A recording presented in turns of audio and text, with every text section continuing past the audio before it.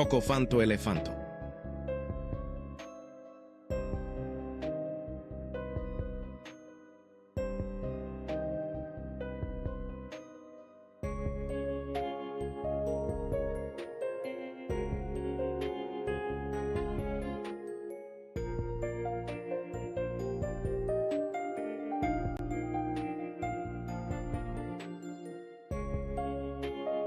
In this example right now, this is just called scene.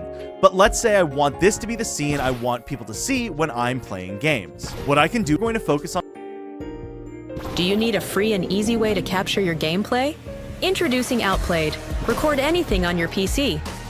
Highlight reels, let's play sessions, mod showcases, game reviews, speedruns, and anything else on your monitor. Capture your game highlights automatically or with a custom hotkey. Sources visual and interactive experience for your viewers. Since this is the scene I want to use when I play games, there are a few ways I can set this up, but here's what a basic configuration would look like. Click on that plus sign next to sources and you'll see all the things you can add to your scene. In this case, we want to add game capture as a source. So go ahead and click on it and feel free to leave it on auto, which should automatically capture your game whenever you start it up. Now click close and you'll see the game capture source included here. We'll also want to capture my webcam, so click that plus sign again and click on video capture. Alert, thank your viewers. We'll get into how you can customize your alerts a bit later in the video, but for now, this is your basic setup for a go live scene. One thing that's important for you to note for your sources is that these act as layers. So for this example, my alert box is on top of my webcam and game capture, meaning my alerts will appear on top of those sources on my screen. If I move my alert box below my game capture, my viewers will no longer be able to see my alerts, so just keep that in mind as you're adding sources. Now we're going to shift focus over to the audio mixer.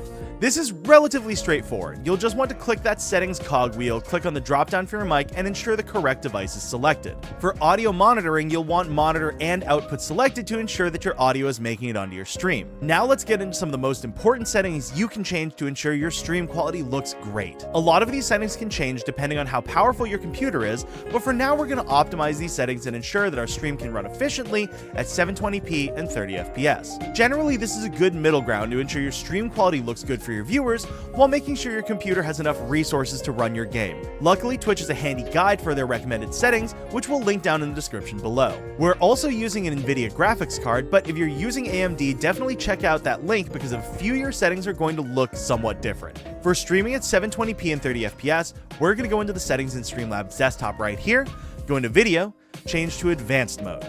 First, we're going to change the resolution. You can leave the base canvas resolution as your computer's native resolution, but let's go in and change the output resolution to be 1280 by 720. This will be the quality your viewers see. If you see your computer screen getting cut off in Streamlabs desktop, just go ahead and right-click on the screen, click on Transform, and hit Fit to Screen. Now let's get to bitrate. A higher bitrate takes up more of your available internet bandwidth. Increasing your bitrate can improve your video quality, but only up to a certain point. For our stream, we're going to adjust this to 3000 kbps.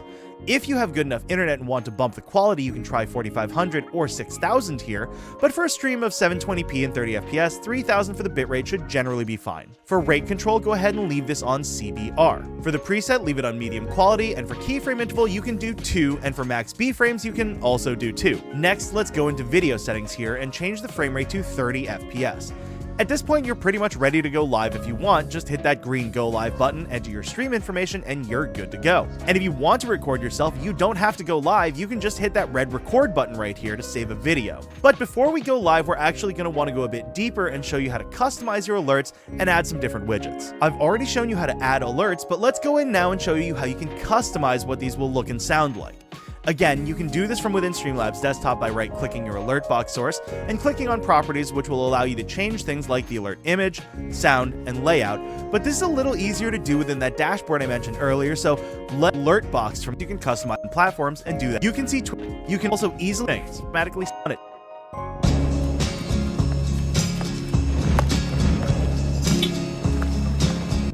You can repeat that process for any other alerts you want to customize, like subscriptions, tips, and more.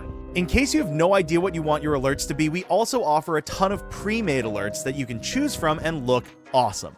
If you just click on themes here, we'll take you to our library that has thousands of pre-made alerts. Some of the professionally made ones do require a Streamlabs Ultra subscription, but you can type in free and some free ones will appear. Just pick the one that you like, click select and install, choose which ones you want, and hit install. And boom, you have super awesome looking alerts in no time. If you want to switch this out, you can always go back to the alert box dashboard and click on this drop down to switch between themes. This is honestly just the tip of the iceberg when it comes to alerts. There's a ton of advanced functionality here, but for beginner streamers, this should get you started in the right direction. If you do want to learn more about all the things you can do with alerts, I'm going to link an article down below for you to check out with a ton of great information.